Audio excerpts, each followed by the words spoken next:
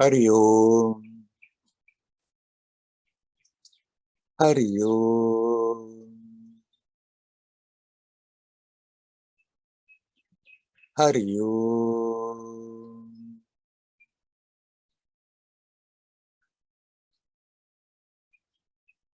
Hello, my friends.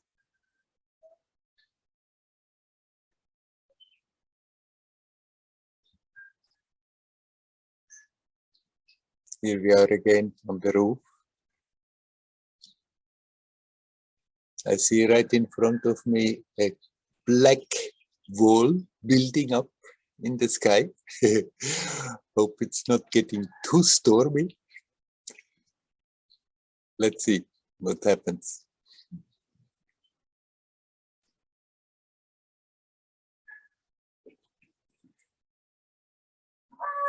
Two weeks ago, I talked about the subject, but then it wasn't recorded. And so I'm going into it once again.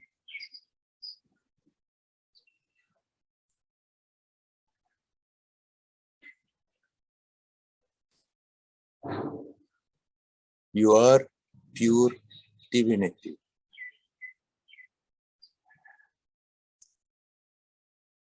You are not incarnated, even now.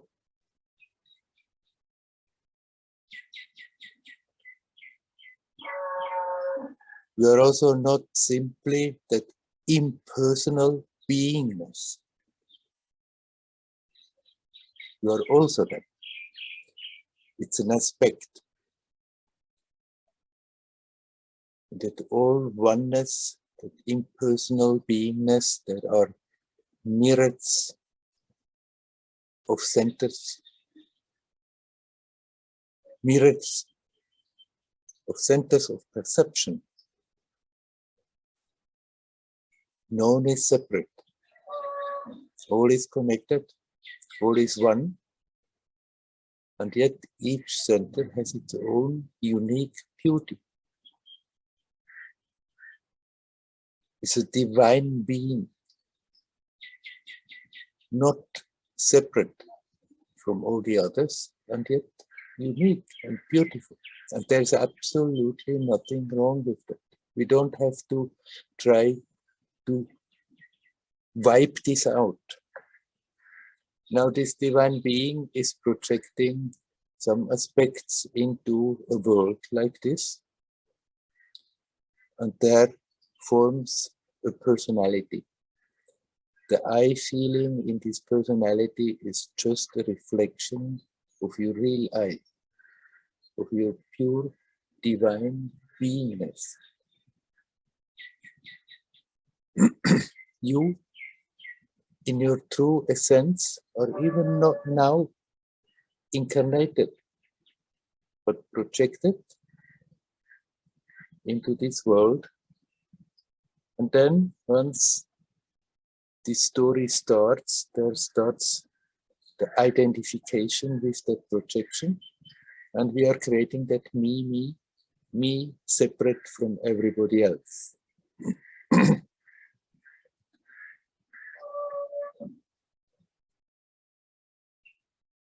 Now Dan has asked, what is the meaning of that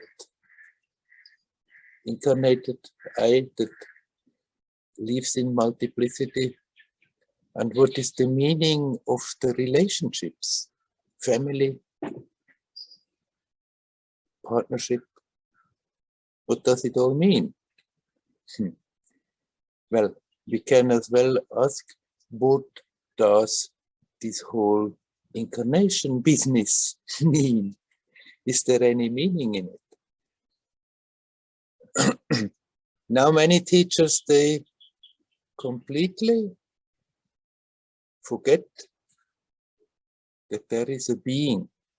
They tell there is just that personality, that ego, which is false, and there is impersonal beingness. And there is nobody there. Yes, there is nobody there, but there is not nothing there. You are there. And they say, and this whole story doesn't make any sense. There is no purpose in it. And of course, if you believe there is only that illusory ego, then this whole is just accidentally happening. And once it's over, the attention, the consciousness withdraws again into that impersonalness. And the whole thing doesn't mean anything. But it is not so.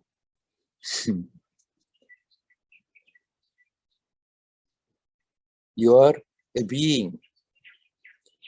But sometimes somebody tells to me, but I had that experience. There was absolutely nobody, nothing.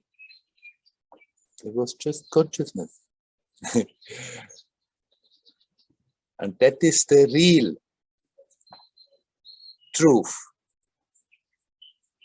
But they forget. They tell me, I had that experience. Okay, that experience was of impersonal consciousness. And it's not the ultimate truth, it's an aspect. The very fact that they can say now, I had that experience, means they were there. Simply they experienced the absence of the identification with the person. If they were not there, they couldn't tell now, I had that experience, for they were there and now they remember. Something is there. It's simply not somebody as we know it in the day-to-day life. The me, Mr. So-and-so, Mrs. So-and-so.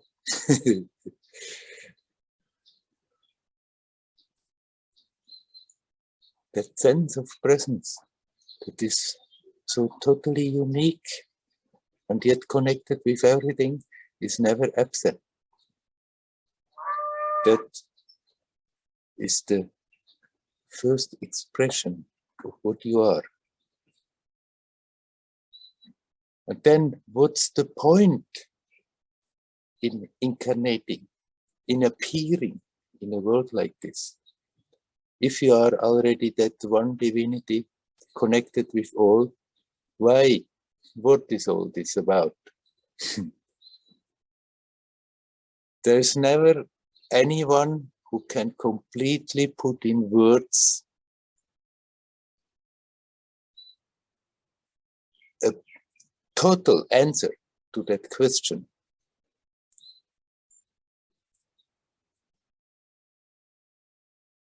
For me, it was at a certain point made clear. Yes, there is a point in this whole thing. Essentially, you are unchangeable. You are that divinity. Yet, there is that being there. And the experience of that one divinity is expanding, getting richer, is getting more intense, more powerful, and along with it, the joyousness of existence keeps on continuously increasing. And to project in a world like this, being then confronted with all the challenges that come along from moment to moment, is accumulating something very precious that makes that experience of the essence unfold, expand, intensify. This in itself was for me certainly clear. Yes, the whole story makes sense. I'm sure there's way more than that. Unexplainable, incomprehensible with the intellect. But we are not going through this in vain. We are not going through this struggling, suffering, experiencing a lot of little joys, little pains, often big pains, for nothing. Everything is accumulating something very precious. And that being that goes through that will, at a certain point, consciously start to reap the fruit of it. Be aware that this helped to unfold, to intensify the experience of joyous existence. And there's no end to that. Now, how to deal then with the world? How to deal, like Dan asked, what is then the meaning of the structure of the family or relationships? It's just that the story has evolved in such a way, and within that structures we find continuously the challenges that we need. Some find themselves in more harmonious circumstances, some find themselves in very tense and disharmonious circumstances. It is difficult, it is painful as long as we are resisting the facts of what we are experiencing.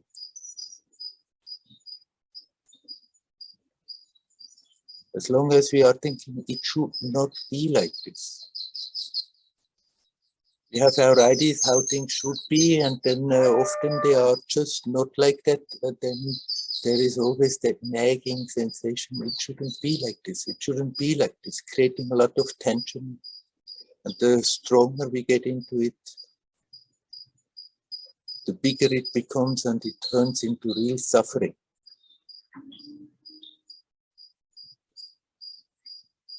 So the meaning of those structures that have been built on, into which we are projecting, is to give us continuously chances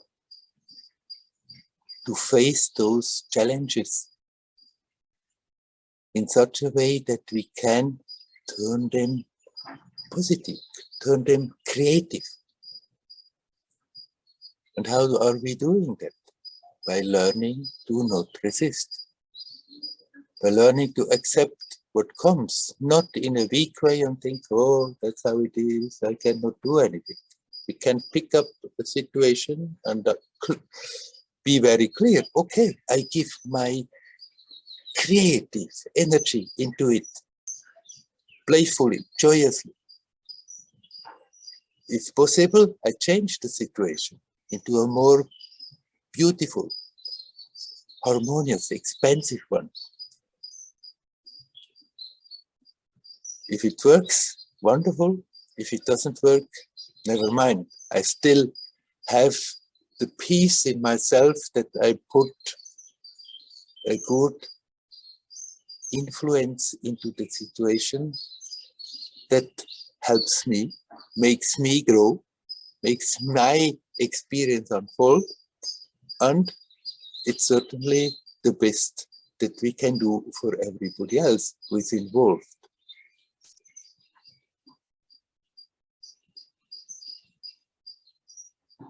We don't have to take all the structures we are born into too serious. I think it's now our damn duty, that our whole lifelong to, after the tradition, to follow exactly what we are told to do, what we are supposed to do according to the rules that have been set. Learn to feel for yourself. Sometimes it makes sense to break out of a structure, because it's just keeping the attention too much locked into the same circle that goes round and round and round.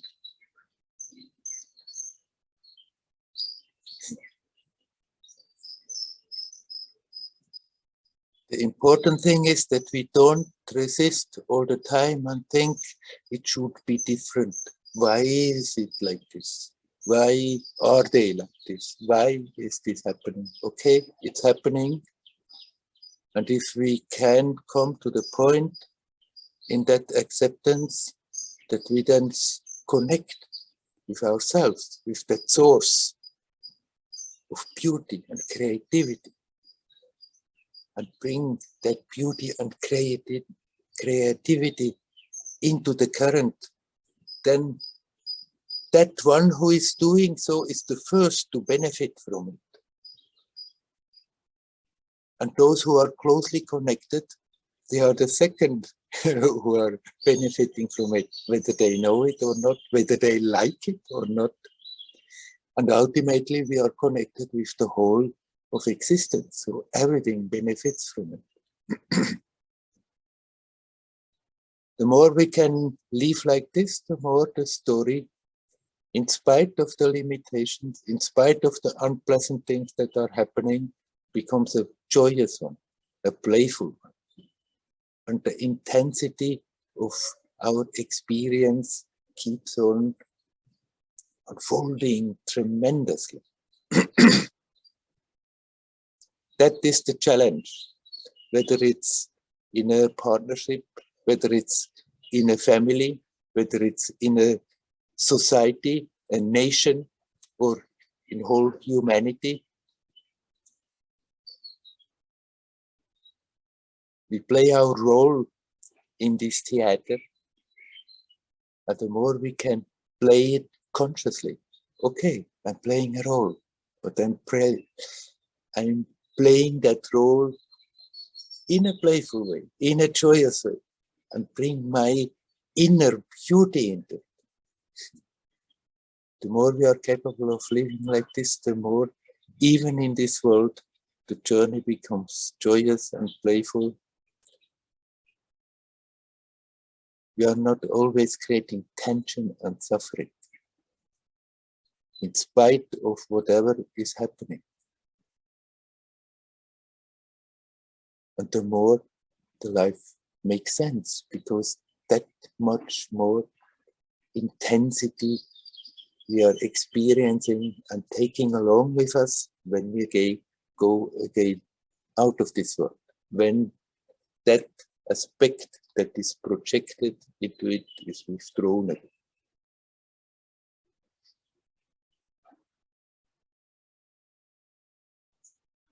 The whole thing does make sense.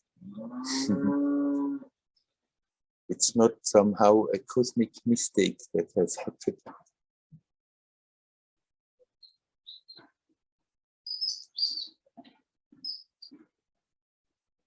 The difference is just whether we go through life half asleep and then bang our head left and right all the time on the walls, continuously getting frustrated because things are not exactly the way we would like them to be, or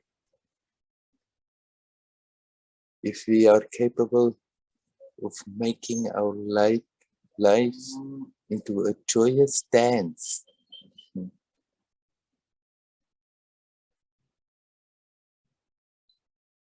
Being aware there is a profound peace all the time that is not affected by what is happening. At the same time, the game goes on, the play goes on,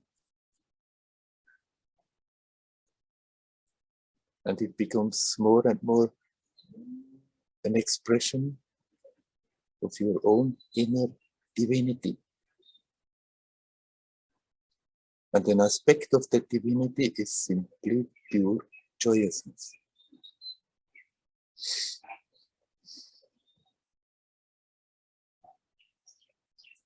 All right.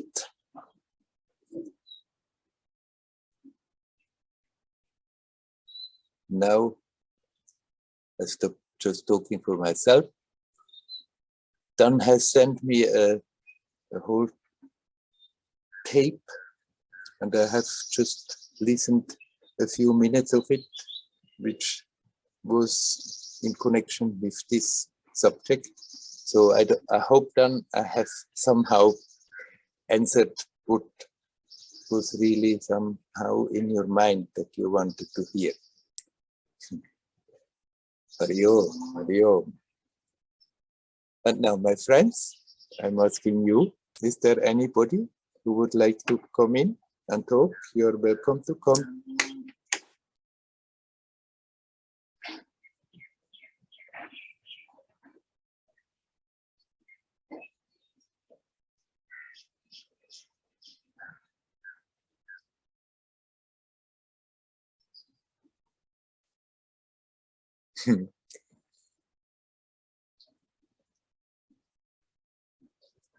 It's not so easy to just jump in and start the conversation.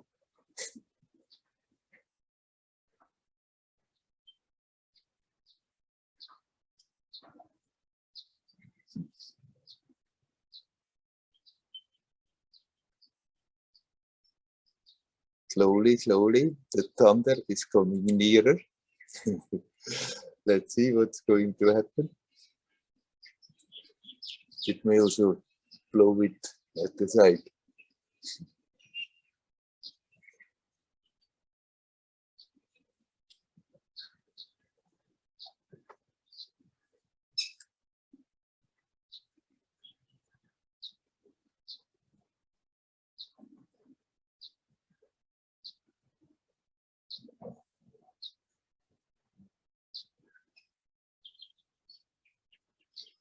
Then how can we go about it?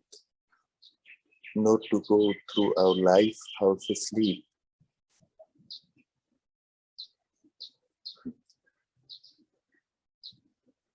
Basically, all we would need is to remind ourselves and stay alert and connected. Theoretically, that's all that is needed. Practically, a mind that has been formed, growing up in the society, has learned to function in a certain way. A psyche has picked up all kinds of limitations, all kinds of tendencies. And if we are not very alert, then the tendency is to just repeat the same stories over and over and over without being quite aware that we are doing it. So what is needed is just to, in one way or another, remind ourselves, hey, look what I'm doing again. Look how much I'm getting totally lost in the game, identifying with the role, creating all kinds of tensions, mental contradictions that create pain and suffering for me and for those around.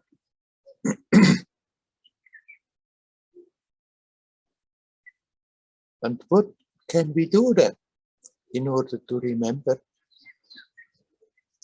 Everybody has to find for themselves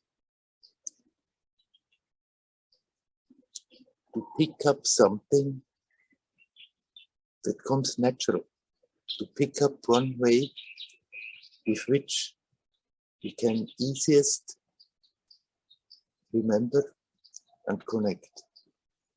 It's a very good, helpful thing to start our day with that sankalpa. I want to remember that sankalpa, that intention. I don't want to go through my day forgetful, but remember to connect.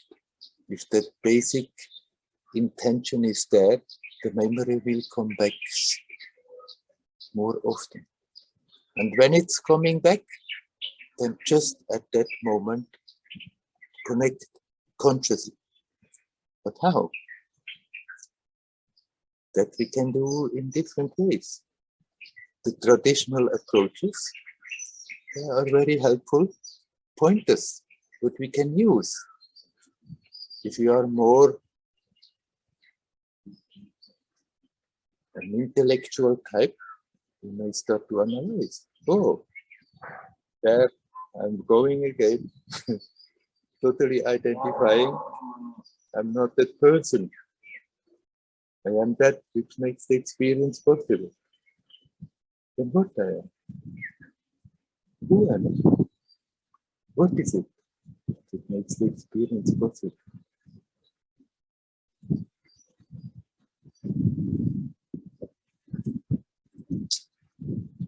This is one way to disconnect from the attachment that we are having and to bring the attention back to the source. Who am I? No. I am. I am.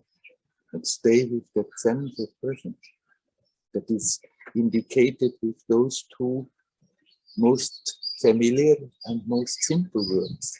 I am. We cannot reasonably question, am I? Because the very fact that I'm questioning it means I am. And if I'm quiet, then I understand. Experience, connected with that simple statement, I am, is that most familiar sense of presence.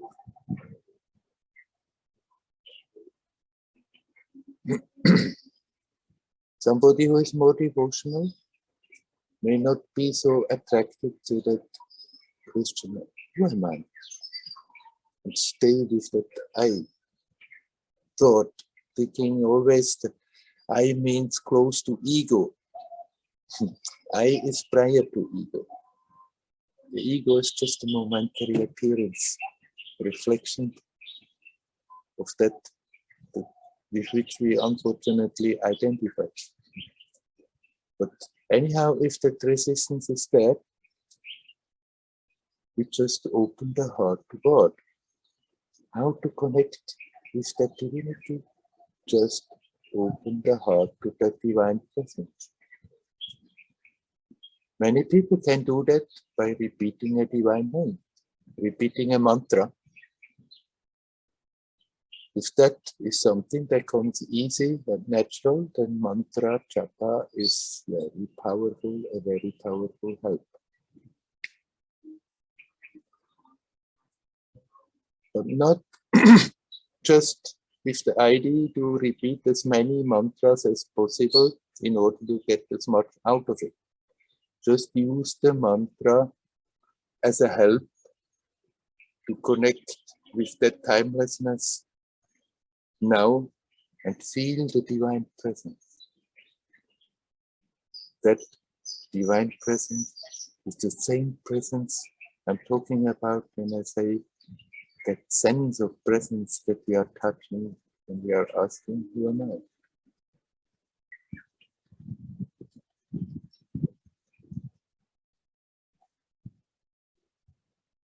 We can also just simply consciously breathe. Instead of unconsciously just pumping the air in and out of the body, consciously breathe in, breathe out. And more we become aware that with that movement of the air in and out that brings the oxygen and expels the carbon dioxide,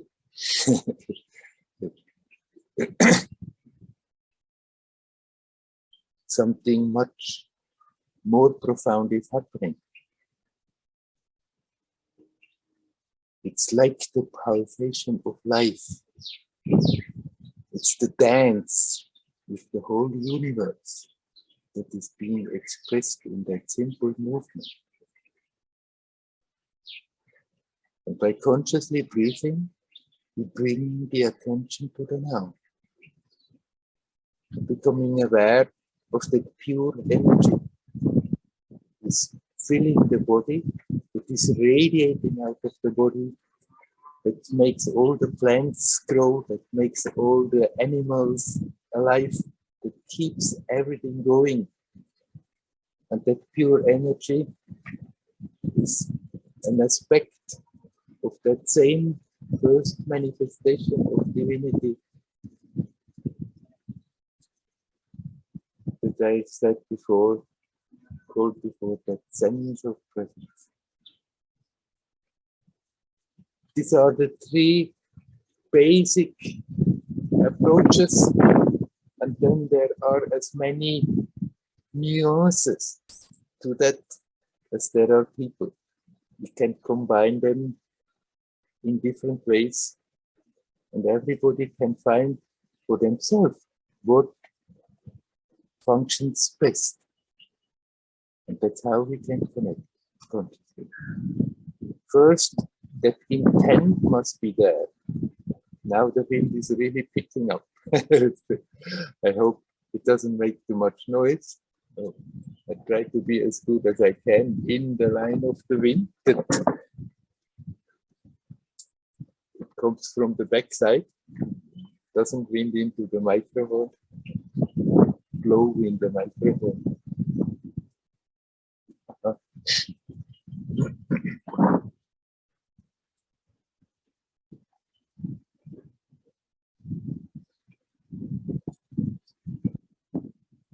What is important that basic sincerity is there, and it helps if we start our day renewing that sankalpa, renewing that intention. I don't want to go half asleep through my day.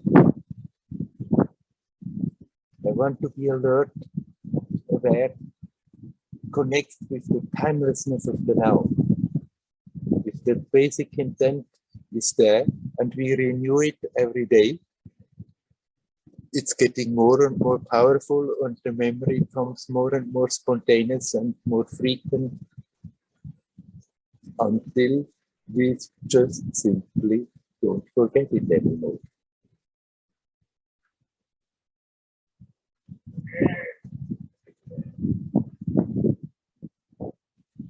You are that divinity. We don't have to become that. But unfortunately, we have forgotten about it. And for that, all these little efforts are helpful. Not in order to become something that we are not, but to help us to remember and connect until it becomes a real experience. Sometimes in glimpses, it comes and goes. But if we continue, those moments may get more profound, expand, become bigger and bigger, longer and longer. And eventually, somehow, the attention goes so deep into it that you don't lose it anymore. Whatever is happening, even if you find yourself externally in a situation where there is a lot of tension, where it's very agitated, and you play along, play your role in it, that the awareness doesn't ever really completely go, that deep down there is that peaceful, joyous aspect that is not affected by it. And that is your home. That is where you are coming from.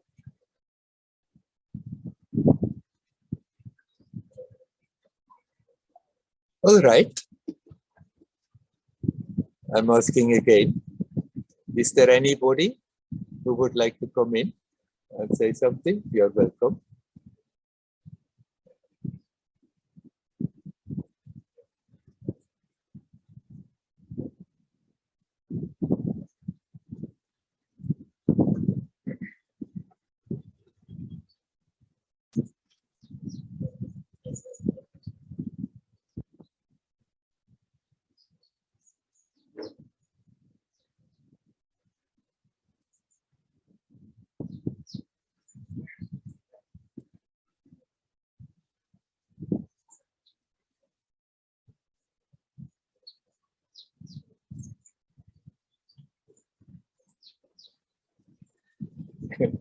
Seems to be one of those satsangs.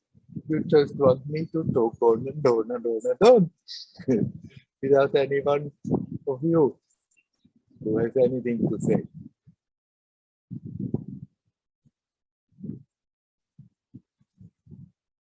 We have the blessing today.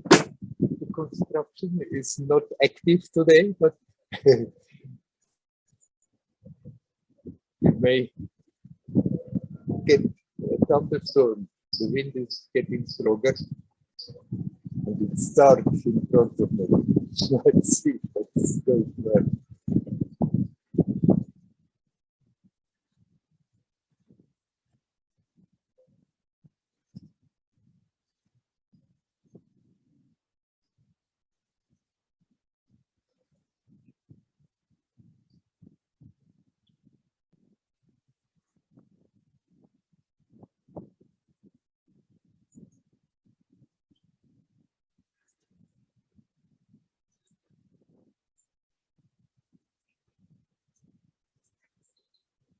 It's good to just be here, consciously conscious.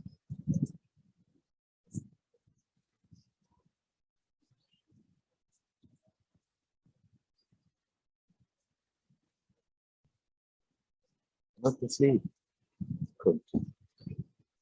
Consciously awake, conscious, alive.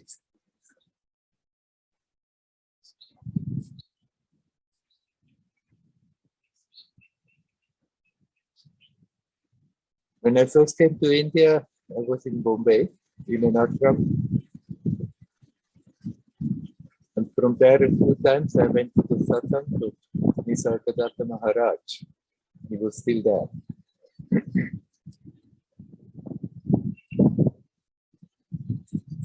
The first time I went, he was still quite vigorous. Also, he had already his cancer. Sitting on the ground on his little pedum and being very active. And he said, the doctor told me I shouldn't do that anymore, but anyhow, he did it. Then for a longer period, I didn't go, but then I went one last time. And his physical condition had deteriorated. Instead of on the ground, he was sitting on an easy chair. He wasn't saying much anymore. It was very quiet in his room. Sometimes somebody would ask a question. The Rama Palsekar would translate, but many times Maharaj just Palsekar said, this question has been asked many times, and usually he says like this, like that. Sometimes he would say something, and then there were again periods of just silence. And then suddenly in this silence, he said, it's a very useful state, simply to sit here without thinking. And there it was again, silent, but a very potent, powerful silence.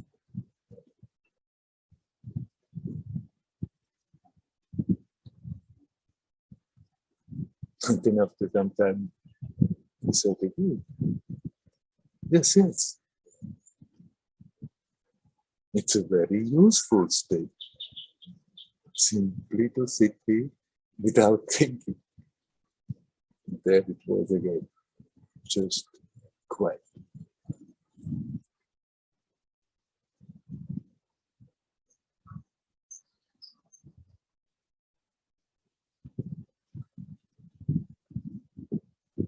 It's nice to sit together like this, even online. I was surprised from the beginning how strong the presence is, even online. At the same time, if there are doubts in the mind, something that is bugging, nagging, it's also nice. It's good, useful, often to talk about it.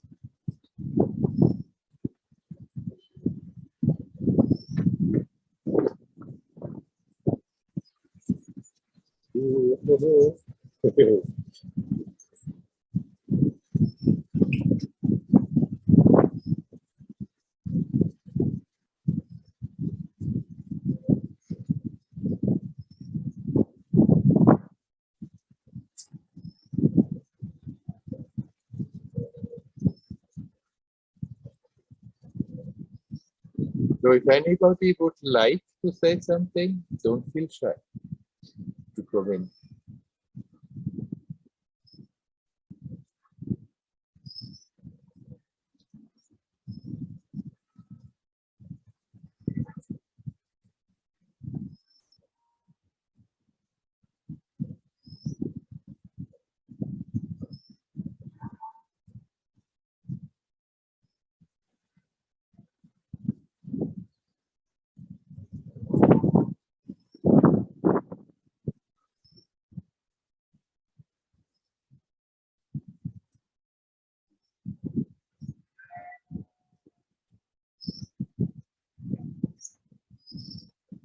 Okay, and I will talk about it. It's in connection with what I told in the beginning. But then what's the meaning or how to deal within the structures? What to do at all into this, in this life, in this magic show of the world?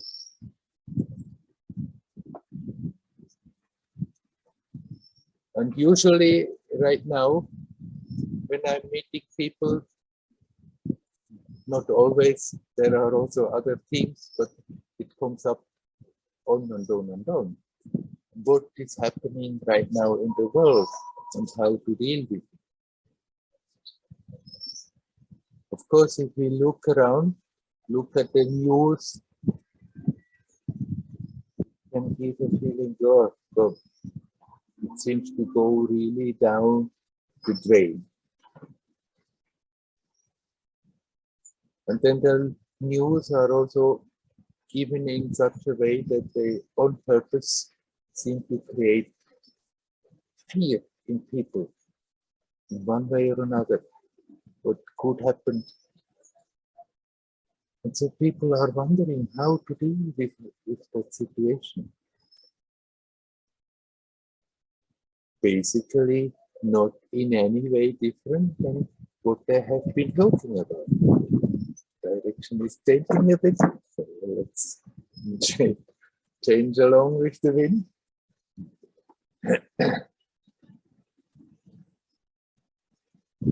It's good to remember, no matter what is happening, this whole story is not as real as it appears. Of course, people who suffer, for them, that experience is real. There's no point in denying their suffering. But we are suffering because we take this experience, material, crystallized appearance for the reality. And we can learn not to forget, okay, it's a momentary appearance, it's a magic show, I'm projecting into it, but even if circumstances become very unfavorable, I am what I am. What I am is not within time and space, and accordingly I'm not a subject of the circumstances. And if I'm not forgetting this, then even in favorable circumstances, I'm not affected. Physically, I may be affected. Emotionally, I may be affected. The thoughts may be pulled into it, and yet prior to that, behind that, at the bottom of the experience is the pure divinity. Being aware of the experience, but not being pulled into it and suffer.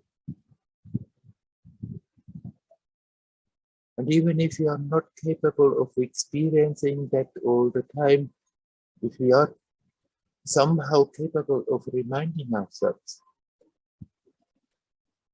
then already the whole way we are dealing with the circumstances, the way we are dealing with the world is changing. When somebody is totally subject to those situations identified, then of course there is always a lot of fear. And the more we think about it, the more we feed energy into it. The more we get emotional about it, the more difficult it becomes to detach from it. If we every now and then stop and redirect the attention to the source and relax and breathe and open the awareness to the divinity, to the essence that is not affected by the circumstances,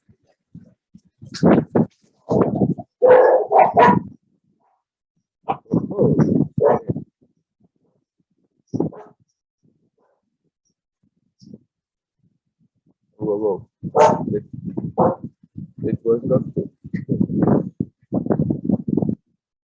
One branch, the wind came so strong, and one branch was pushing the electric wires and created a short circuit. But fortunately, it didn't get stuck. Most probably, the current went off. That's what is usually happening immediately. In spite of all the external short circuits, on all the levels that are happening in the world, that may happen, that you hear in the news that could happen, let's not give way to fear. Momentarily, like right now, I jumped when I saw this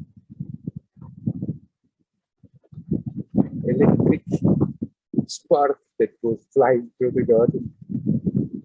It's a natural reaction. Deep down, you can know something is not affected, no matter how the story turns out.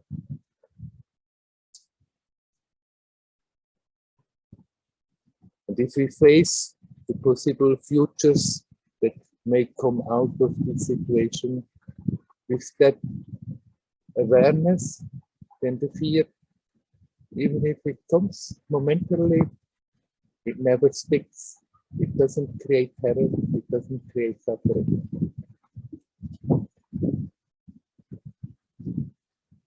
The tendency is when I'm meeting people and they start to talk about the situation, that there is a sense of doom, a very gloomy mood.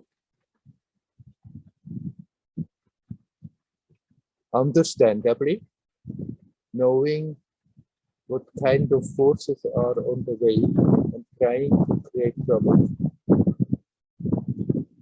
but it need not be like this.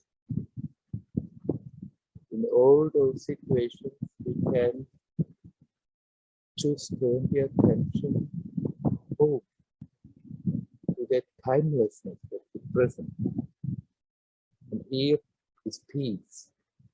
And here there is that joyousness of existence, no matter what is happening in the world. Nothing can take this away. Nobody can take this away. External stuff can be given, can be taken. We can earn it, we can lose it, we can accumulate, we can lose everything. Nothing can take that essence away. Connect with that, no matter what is happening.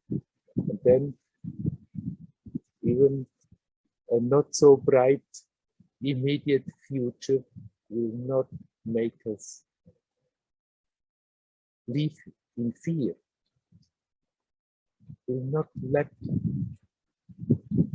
us feel the life with terror. So many people have the tendency to get more and more depressed, in a gloomy, depressive mode. Just let's not go along with it. If we do that, then actually we are serving those forces that are destructive, and our own life becomes heavier and heavier and heavier.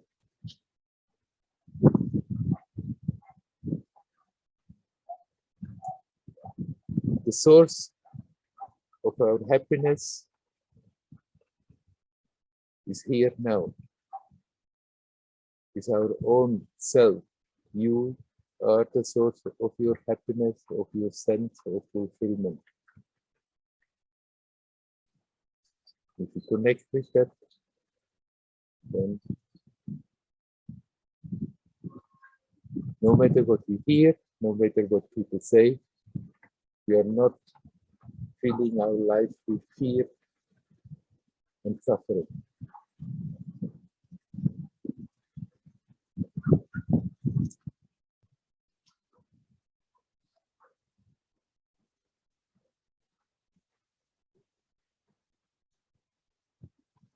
All right.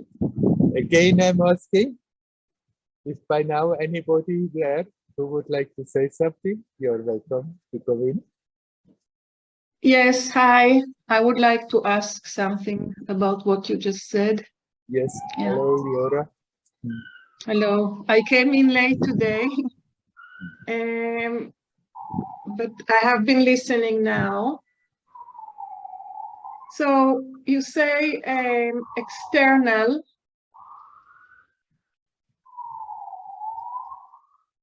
And also the dark forces and projection.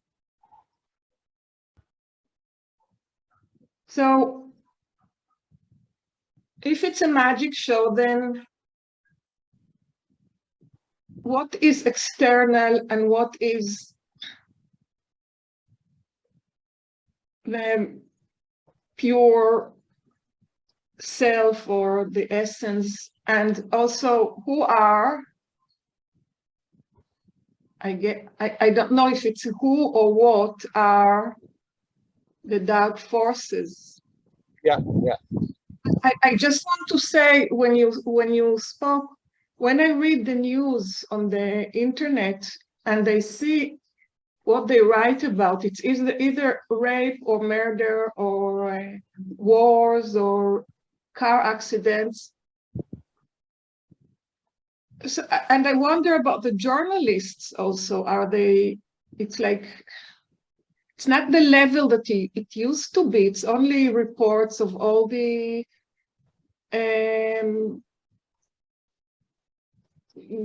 tragedies and stuff like that, which what makes me very depressed, not depressed, sad, but also I can't connect to anyone. I almost don't believe that it's true what they're writing, because they write only about that. Yeah. And the politics is so ugly also, but they don't write deep articles about politics also. They just give like facts about what is happening, and yeah. Catastrophes. Catastrophe, yeah, exactly. But external and pure self and the dark forces, like the connection. Yeah. Okay. Projection also, yeah. I'm talking often about the external appearance. Of course, it's a way of talking. For what you are, this is prior to internal and external. And when I say the external appearances, then I just mean what we are experiencing, the world of experience. But for you, what you are, there is not really an internal and an external. But the attention is being sucked into the experience, and it appears to be external, an external world, which is a way of talking and not quite right. Yeah, that's what yeah. Right. So we can also call it the level, the experience of appearances, the appearance, instead of the external. But somehow or other, we have to use words. We are not apart from that external, because it's not, it can't be. We are prior to time and space, and in that divinity appears the time and space continuum. And so within this time and space, everything that is appearing and happening is not disconnected from that source that is prior to that. So nothing is really external. Yet there is a relative reality that we can experience. Relative. Please, Yelena, please turn off your microphone. You're interfering a little bit. Thank you.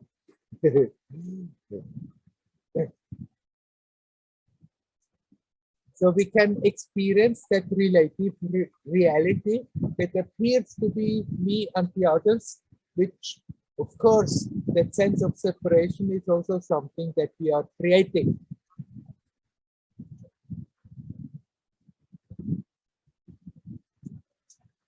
I said, actually, I did on purpose not use the word dark forces, but that destructive.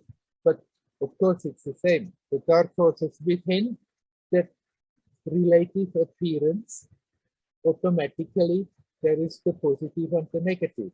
Without the polarity, there is no manifestation.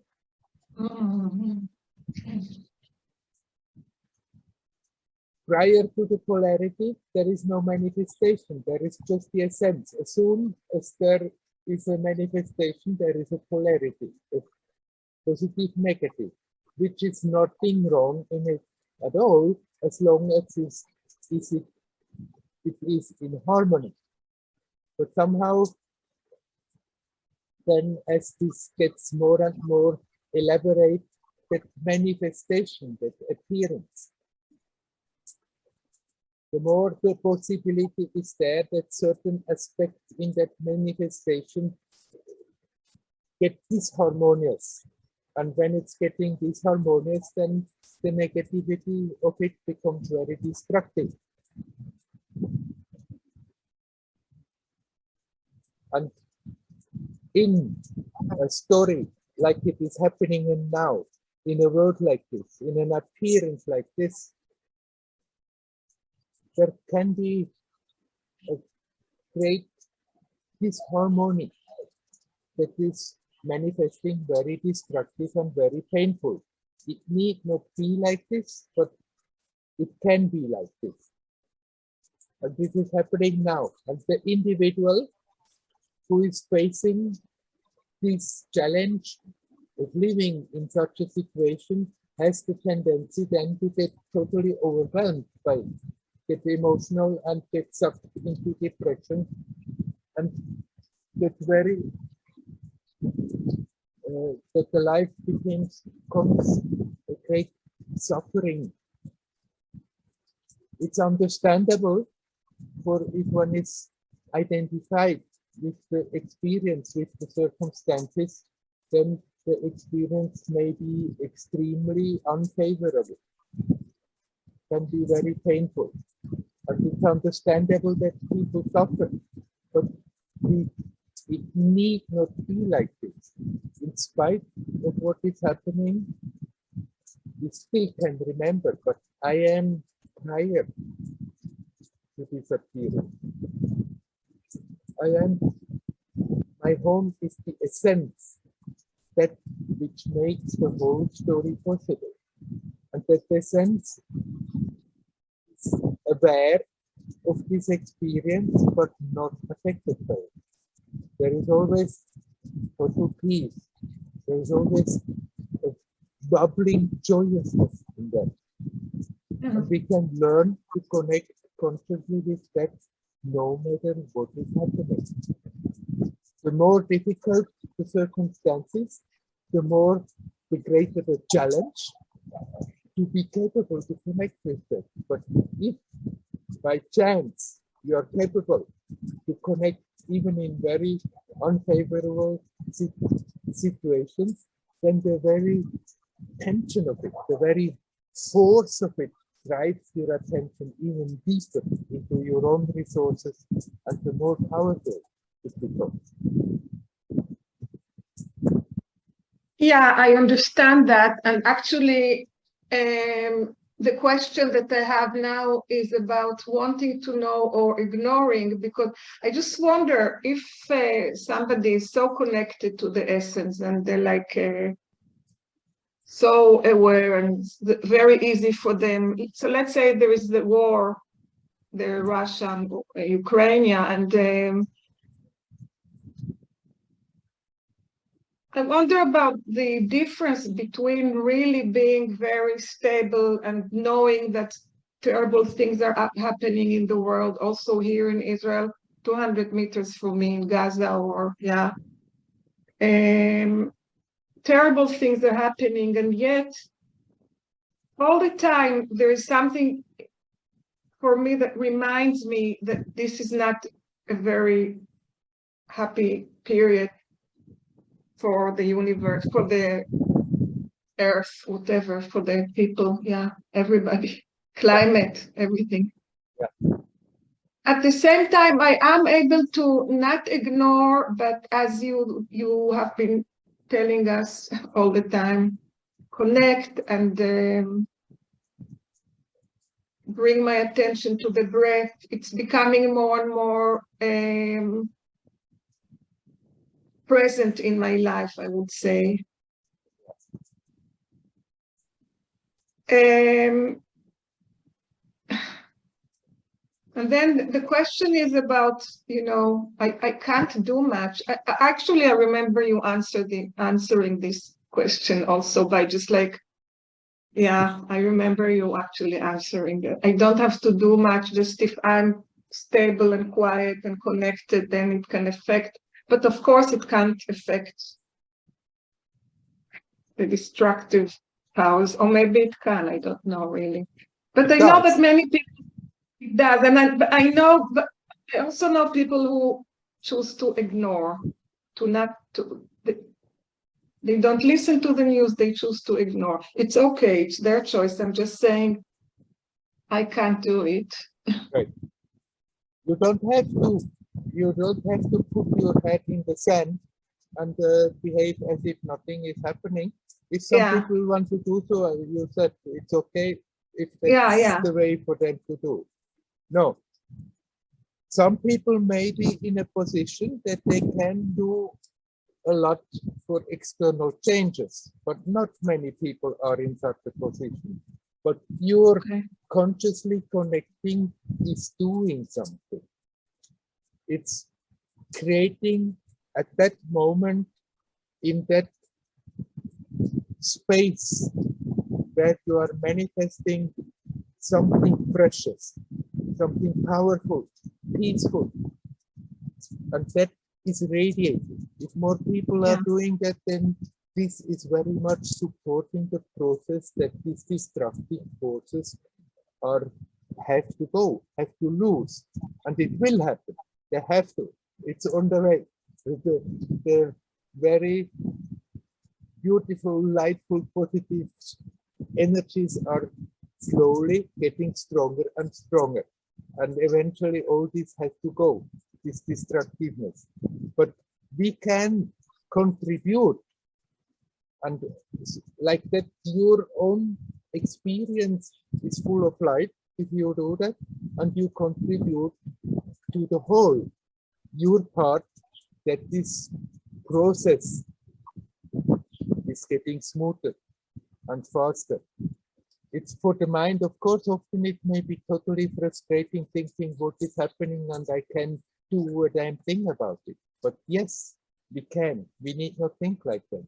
We can not get sucked into worries and negativity and gloominess and connect without ignoring what's going on. Okay, I'm aware of the destructiveness, of the pain, of the suffering of people.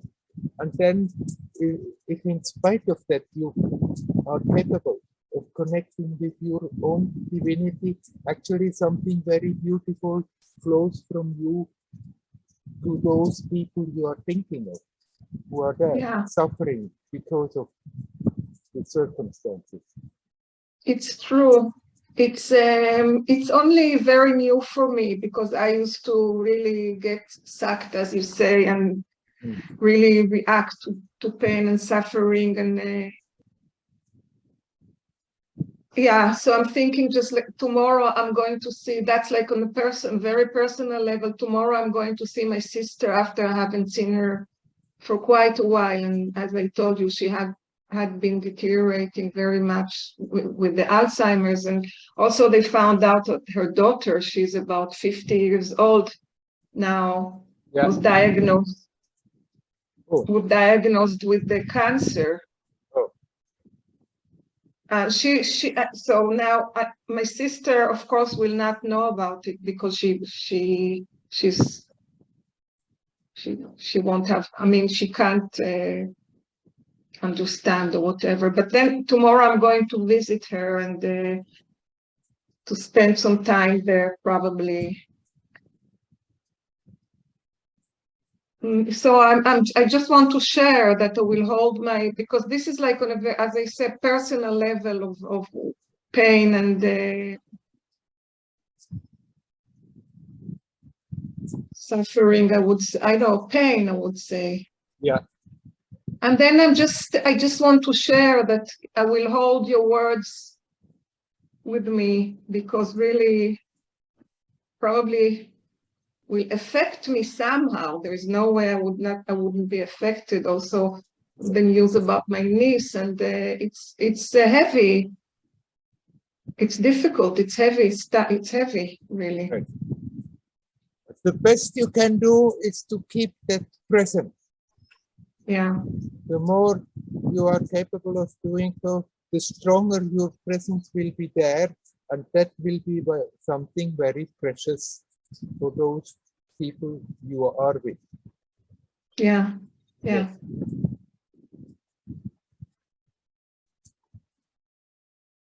Okay. And so it's in the personal circumstances, like in the close family, and so it's with the whole society.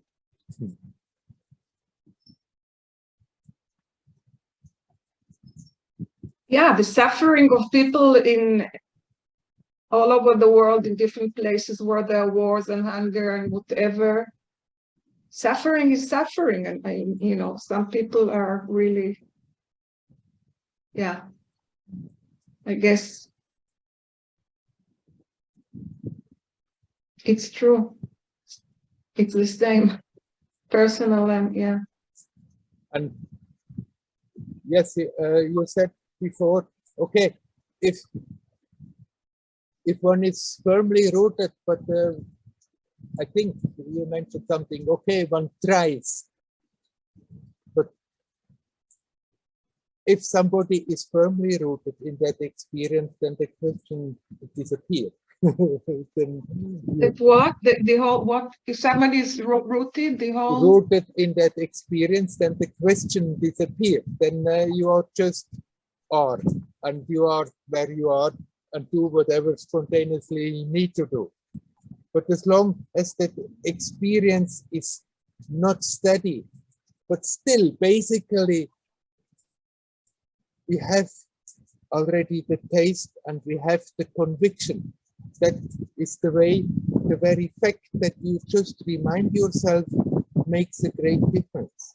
That, and then when you are in a situation and the situation is emotionally overwhelming and we forget, but then just when the memory comes back, and then to also think, hey, I need not go down that alley, I can reconnect. Even if you are not totally capable, even if it's not a firm experience, still to think like this and to go in that direction, that is changing the situation for you and the other people around. Yeah, this is something for me, what you just said now, it's okay to feel pain, it's okay to feel sad for somebody, it's okay. But one is not to get sucked in it, and then I have to start to look into what does it mean for me to get sucked in something if I then suffer. I mean, I already know the difference. between pain and suffering. I mean, you know, I can have pain, but it's not, You can in a way I can say, have the emotions that come. yeah, yes, yes, If there is not a resistance and you are aware of those emotions, yes, then yes. they don't create suffering. Yes, right. It's a new experience for me, really. It's a new experience. I mean, you know, I've heard this from all the teachers all these years, but it is a new experience. I know how it feels now. Then I Yeah, wish you well okay. in the coming Thank you. confrontations, and we are living Yeah. for that, to get confrontations, to get circumstances where we can learn and make the next step. Okay. Thank you, Werner. That's, again, beautiful and deep. Yeah. Hari I Om. remember. Hari Om. Hari Om, Hari Om. Thank you.